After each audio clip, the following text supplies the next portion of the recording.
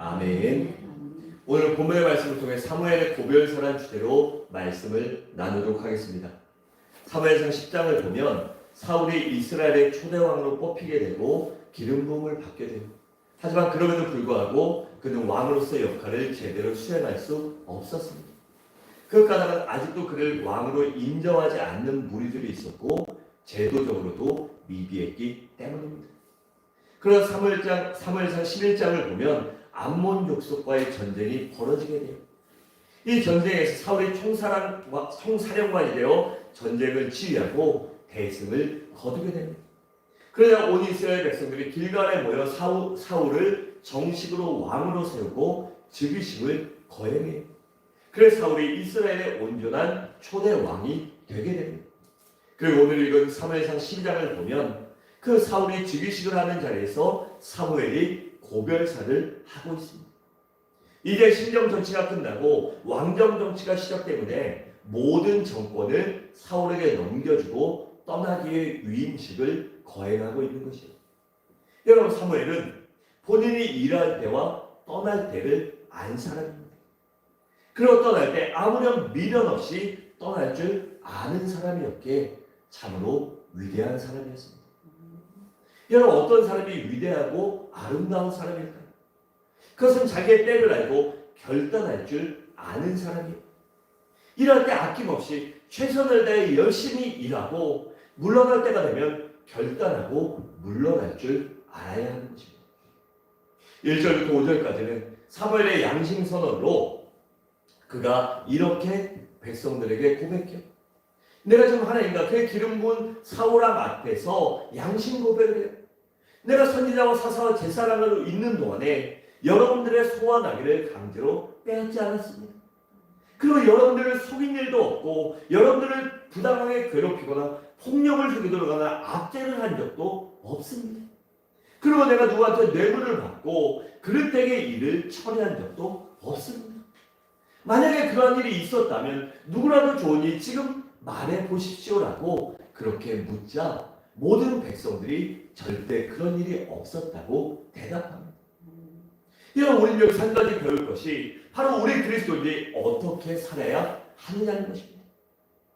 우리 그리스도인들은 이처럼 다른 사람의 것을 착취하는 것이 아니라 오히려 다른 사람을 섬길 줄 알아야 합니다.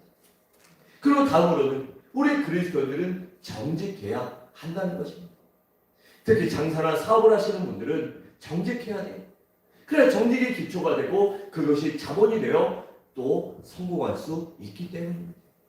또 우리 그리스도인들은 다른 사람의 인권을 유린하거나 다른 사람을 괴롭히거나 해를 끼치는 일을 해서는 안 된다는 것입니다. 그러지 말고 오히려 다른 사람들을 도와주고 세워주고 덕을 세우는 사람이 되어야 합니다. 다음으로 우리 그리스도인들은 청렴 결백해야 돼요. 특히 공무원이나 이권에 개입된 분들이 계시다면 이런 분들은 특별히 조심해야 됩니다.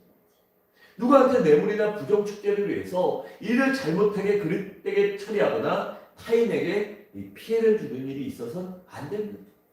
또 자신의 일신의 영역을 위해 거짓되게 판결하고 거짓되게 재판을 해서 유전무죄, 무전유죄라는 말이 사회에 나지 않도록 그렇게 조심해야 됩니다. 여러분, 만약에 우리들이 다니엘이나 이 느헤미야나 사무엘 같은 사람이 된다면, 그리고 우리의 자손들이 자녀들이 그런 사람이 된다면 이렇게 사무엘처럼 그를 행하지 않도록 우리는 열심히 기도하고 말씀을 보며 하나님과 예수 그리스도를 닮아가야 할 것입니다. 또 6절부터 8절까지는 사무엘 간곡한 권면과 경고의 메시지. 특히 6절과 7절을 보면 사무엘이 이스라엘 백성들에게 하나님의 은혜를 잊지 말 것을 권면하고 있습니다. 특히 애굽에서 해방시켜 주시고 이 광야 40년 동안 그들을 먹여주시고 살려주시고 가나안 땅을 정복할 수 있도록 도와주신 하나님의 은혜를 열거하며 여러분들은 결코 하나님의 은혜를 잊지 말라고 그렇게 당부합니다.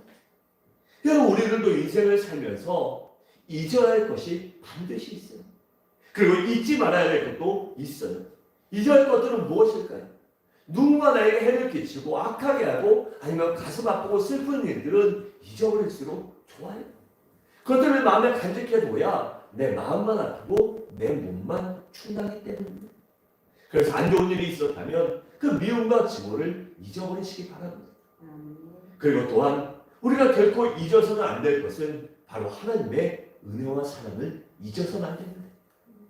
고린도서 15장 10절에 보면 사도 바울이 이렇게 고백해요.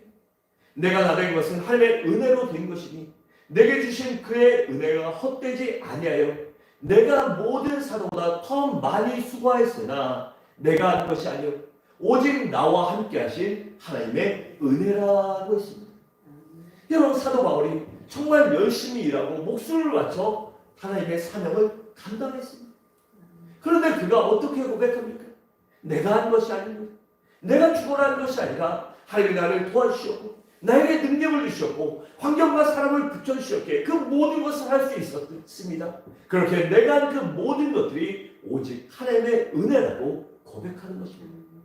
여러분, 우리들도 지금까지 우리가 살아온 것, 우리 성도님들 열심히 살아온 것 있습니다. 또 열심히 신앙생활에서 우리 사모중앙교회를 이렇게 든든히 아름답게 세워왔고 지금처럼 그래도 군산에서 이 침례교회 중에는 우리 교회가 손꼽히는 교회거든요. 이런 교회로 만들어 온 것 여러분들의 열심히 노고가 있었어요. 하지만 그 노고 뒤에는 우리 하나님의 은혜가 있었음을 잊지 마시기 바랍니다. 아멘. 내가 지금까지 살아온 것도 우리 교회가 지금까지 유지되고 이렇게 아름답게 온 것도 모두 다 하나님의 은혜임을 잊지 마시기 바랍니다.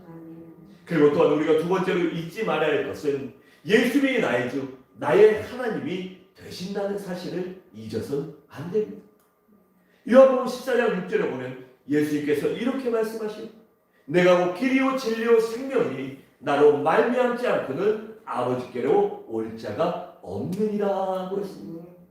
이처럼 예수님만이 나의 주가 되시며 내가 하나님께 구원받는 그 길이 됨을 우리가 절대로 잊어서는 안 되는 것입니다. 또 마태복음 16장 16절에 보면 베드로가 이렇게 주님께 대답합니다. 주는 그리스도시요 살아계신 하나님의 아들이십니다라고 했습니다. 또 요한복음 20장 28절에서 도마가 예수님께 이렇게 대답해요. 나의 주님이시요 나의 하나님이십니다라고 합니다. 이처럼 예수 그리스도가 나의 주님이시고 나의 하나님이라는 사실을 절대로 잊지 마시기 바랍니다. 그리고 잊지 않기 위해서라도 날마다 매일매일 입술로 신앙으로 고백하는 여러분들이 되시기 바랍니다. 또한 우리가 잊지 말아야 될 세 번째 것은 감사를 잊어서는 안 됩니다. 데살로니가전서 5장 18절에 보면 이렇게 말합니다. 범사에 감사하라. 이것이 그리스도 예수 안에서 너를 향하신 누구의 뜻이요? 하나님의 뜻이라고 했습니다. 범사에 감사하는 것, 모든 것이 하나님의 은혜라고 고백하고 하나님께 감사와 영광을 올려드리는 것이 하나님의 뜻이기에 우리는 결단코 잊어서는 안 되는 것입니다. 시편 50편 22절과 23절에 보면 이 이스라엘 유다의 성곽의 지휘자였던 아삽의 고백이 나오는데 우리 한 목소리로 읽도록 하겠습니다. 시작.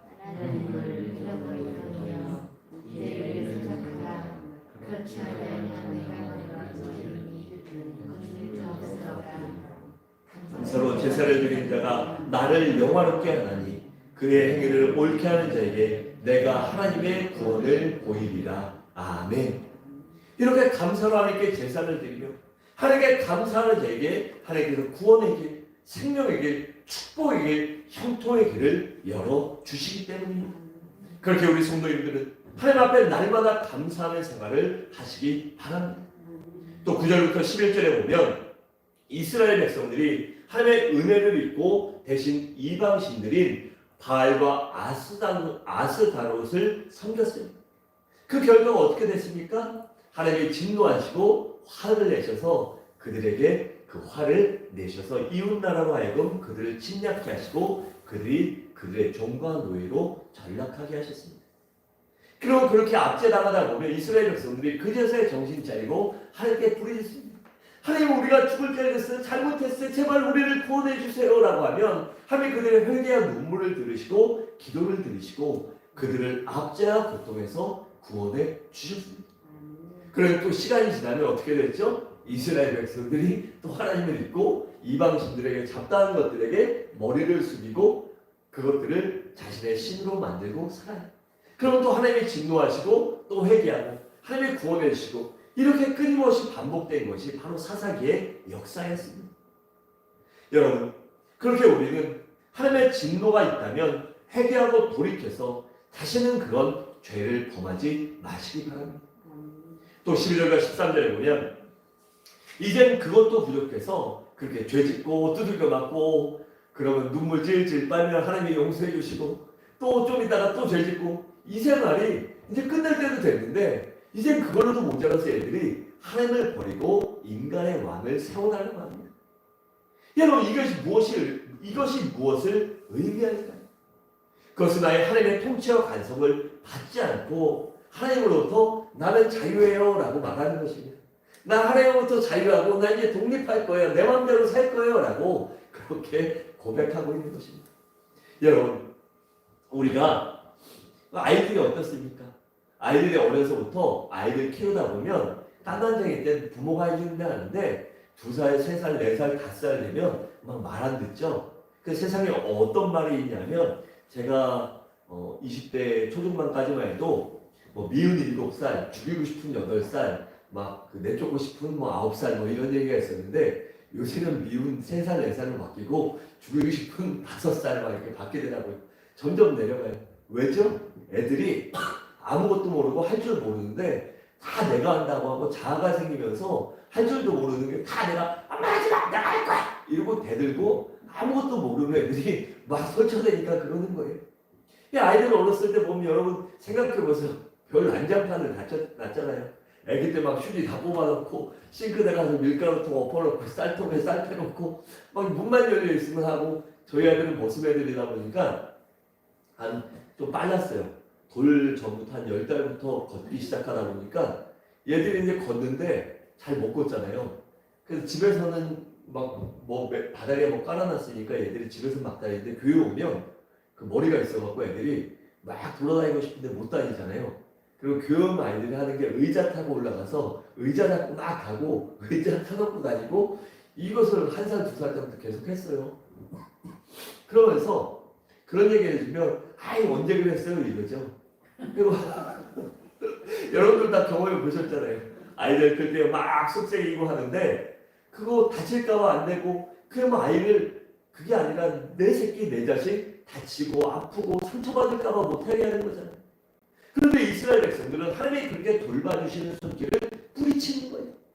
됐거든요. 이제 됐고 우리를 왕 세워줘요. 딴 나라처럼. 그래 우리가 침략당하지 않고 우리가 이제 제대로 살 거 아니에요 라고 그렇게 말해서 사울을 왕으로 세우셨어요. 이것이 하나님으로부터 독립하여 살겠다는 것은 하나님 없이 살겠다는 것이고 그것은 교만한 행위이고 그것은 하나님을 배신하는 행위였습니다.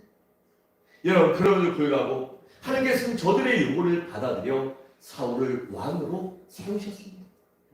그리고 14절과 15절에 보면 사무엘 선지자가 사울 왕과 이스라엘 백성들에게 다시 한번 간곡하게 권면과 경고를 하고 있습니다. 그것은 바로 어떠한 경우에라도 너희가 하나님의 왕도 세우셨으니 이제는 너희 요구도 들으시고 하나님의 많은 안양을 베풀어 주셔서 참고 인내하시니 결단코 다른 신을 섬기지 말고 오직 하나님만 섬겨야 된다라고 그렇게 강력하게 권면하고 있습니다. 여러분, 인간의 흥망성쇠가 우리가 살고 죽는 것, 우리가 잘되고 망하는 것, 그 모든 것들이 우리 하나님 안에 있음을 믿으시기 바랍니다. 이스라엘 백성들이 하나님만을 경외하고 섬기면 복을 주시고 형통하게 하실 것이지만 만약 그들이 하나님을 배신하고 우상을 섬기면 하나님이 큰 진노로 그들에게 고통과 멸망을 허락하실 것을 이 사무엘이 다시 한번 경고하고 있습니다. 여러분, 우리도 마찬가지입니다. 이스라엘처럼 우리가 하나님의 택하신 백성이요 택하신 자녀들에게 결단코 우상이나 이방신을 섬기면 안 되는 것입니다. 무슨 일이 있더라도 하나님의 자녀들은 아버지 하나님만 섬겨야 하고 아버지 하나님만 따라야 하고 아버지 하나님만 믿어야 하는 것입니다. 바로 내 이 자리의 성도님들은 아니 우리 성중학교의 모든 성도님들은 오직 하나님만 섬기는 믿음의 성도들이 되시기 바랍니다. 또 16절과 18절에 보면 사무엘 선지자의 이와 같은 간곡하고도 이 진지한 경고의 메시지를 이스라엘 백성들이 기쁘게 받은 것이 아니라 맨날 똑같은 소리 하는 격이요. 저 양반 맨날 그렇지라고 그냥 무시하면서 이 귓전으로 흘려듣습니다. 그래서 사무엘이 얼마나 답답했을까요? 그래서 사무엘이 다시 한번 하나님께 기도합니다. 하나님, 이 어리석은 백성들이 내가 한 말이 거짓이 아니라 진실이라는 것을 믿을 수 있도록 하나님께서 천둥 번개와 소낙비를 내려주십시오. 그러한 응답을 보이사 저들이 하나님의 말씀을 깨닫게 하시고 하나님을 두려워하고 경외함으로 하나님을 섬길 수 있도록 하나님 다시 한번 저들에게 기회를 주십시오라고 그렇게 기도합니다. 여러분, 사무엘이 이스라엘 백성의 고별시를 하는 이때 당시가 밀추수를 할 때라고 그랬어요. 그래서 사울이 그 추사로 다니고 일하러 다녔었잖아요.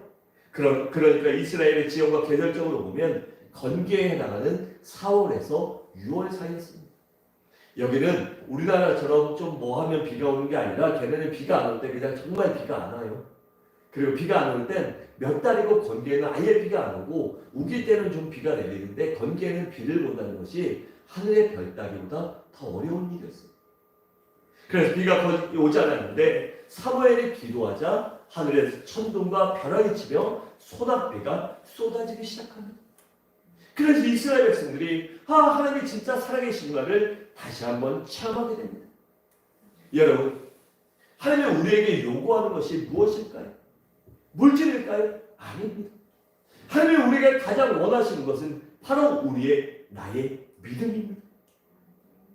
그런데 그 믿음도 어떤 표정이나 이적을 보고 믿는 것이 아니라 하나님의 말씀을 온전히 믿는 것이 중요합니다. 여러분, 도마를 보세요. 도마는 어땠죠? 예수님이 부활하시자 그에게 나타나시자 그 예수님의 나타나심을 믿지 못했습니다. 예수님의 말을 믿지 못한 거예요. 그래서 뭐라고 했죠? 내가 그 예수님의 못자국 난 손과 창자국 난 허리에 손을 대보지 않으면 믿지 않겠다. 그런데 예수님이 뭐라고 말씀하십니까?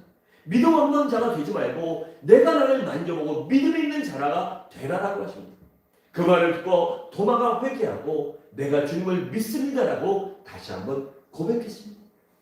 여러분, 로마서 10장 13절에 보면 이렇게 말씀합니다.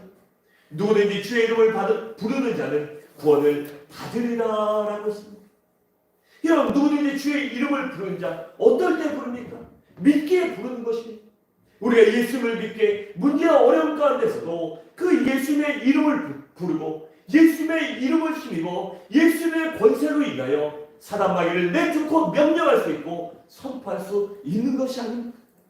그렇게 여러분, 어떤 표적과 이적을 보고 쉽게 믿을 것 같다고 저는 잘 믿을 것 같지만 사실은 그렇지가 않습니다. 여러분, 예수님 당시를 한번 생각해 보세요. 그때 얼마나 많은 사람들이 예수님의 이적과 기사를 체험했습니까? 그리고 예수님의 수많은 기적과 이사를 보이시며 수많은 사람들에게 아무것도 먹을 것이 없는 광야에서 그들을 배불리 먹이시고 12광지나 거두는 오병이요. 그 7명의 기적을 베풀어 주셨습니다. 문둥병자를 고쳐주시고 이 나병 환자를 고쳐주시고 죽은 나사로도 살려주시고 많은 사람들을 돌봐주셨습니다. 그런데 그렇게 많은 이적과 기사를 체험한 사람들이 예수님이 십자가 달리실 때 어려움 당할 때 어디 갔습니까? 그들은 다 떠나갔습니다. 예수를 기적을 봤다고 더 잘 믿고 다른 것이 아닙니다. 자기들의 이익이 없을 때는 그냥 나몰라라 하고 예수님을 떠나고 말았습니다. 반면에 예수님 곁을 떠나지 않고 끝까지 붙어있던 그 여인들은 어떠한 사람이었습니까? 그들은 바로 예수님을 인격적으로 만나고 예수님을 신뢰하고 진정으로 믿었던 사람들입니다. 그리고 예수님의 말씀을 믿고 순종했던 사람들이 예수님 곁에 끝까지 남아있었습니다. 그렇게 우리들은 예수의 말씀을 온전히 믿을 줄 알아야 합니다.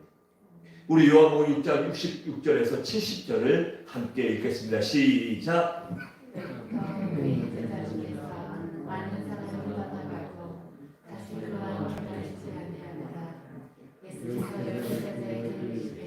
너희도 가려느냐? 시몬 베드로가 대답하되 주의 영생의 말씀이 주께 있사오니 우리가 누구에게로 가오리까?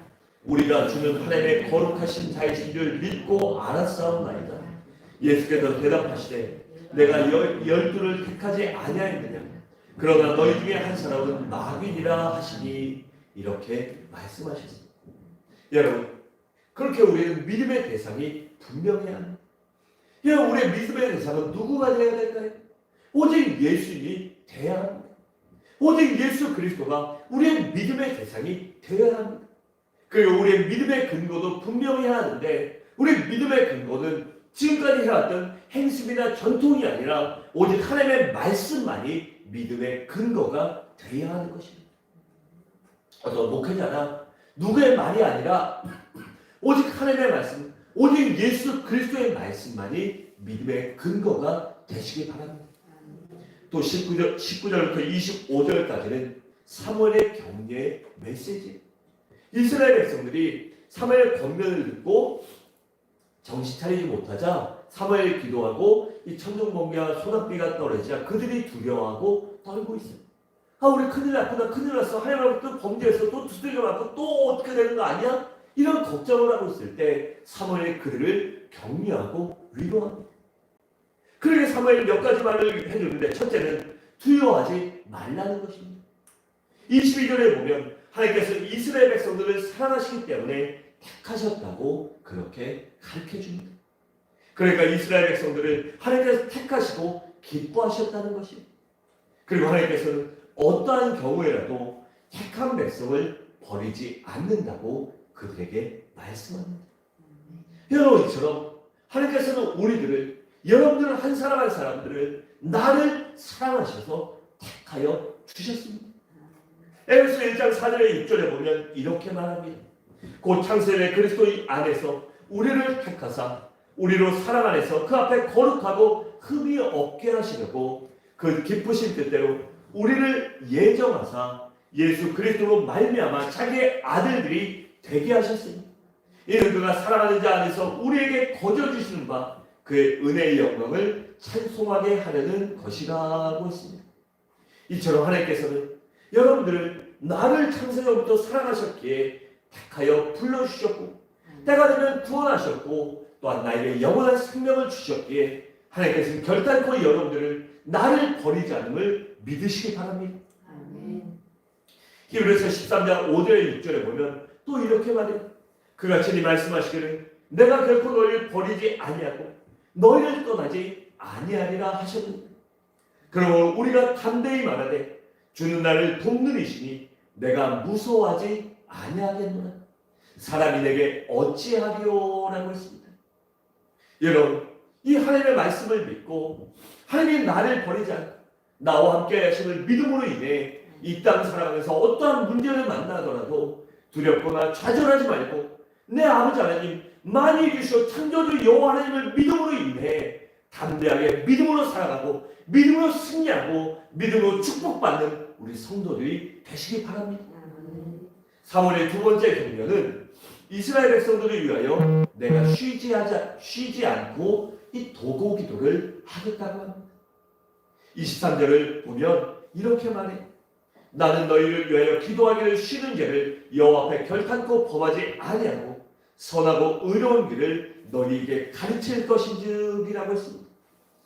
그러면 사무엘이 기도를 쉬는 것을 죄라고 그렇게 단정 짓고 있습니다.